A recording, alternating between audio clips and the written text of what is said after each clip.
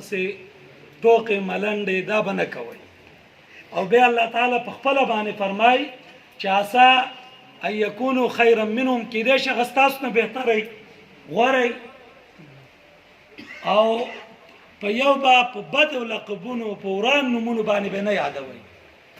یعنی الله تعالی خدا په قرآن کې وفرمایل خو موږ او تاسو سوچ وکړو یو سپایي هغه ته که موږ اولدار یا صوبیدار و څومره خوشحالیږي لکه په ښه نوم باندې.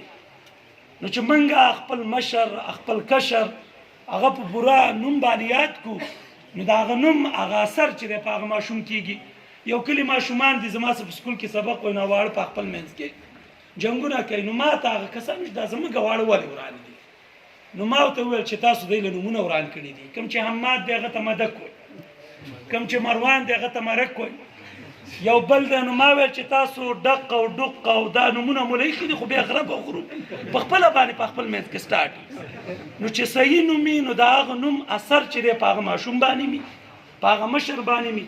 دې بي بي سي ته یو کس ټلیفون وکړ چې ما بس په بده ورځ مې ویل نوم دې څه دی؟ ویل نوم مې بدل دی. خلک راته په دغه وایي دا څه په بده ورځ وایي که نه.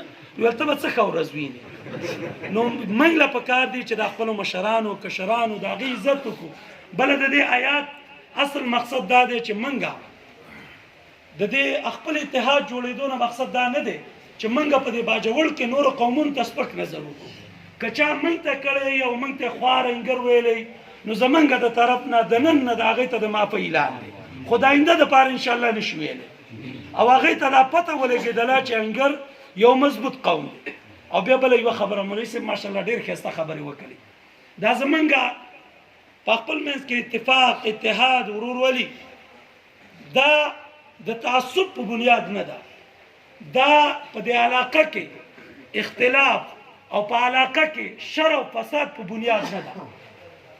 ځکه چې الله تعالی په قرآن کې فرمایي یا ایها الناس انا خلقناکم من ذکر و انثی، انسانانو تاسو ما د نر او د ماده یعنی د ښځې او سړي نه پیدا کړي یاستئ. مقصد دا دی چې ستاسو پیدایش چې دی هغه یو شانتې دی، په هغې کې څه فرق نشته دی. او بیا الله تعالی فرمایي چې دا تاسو د بېلې بېلې قبیلې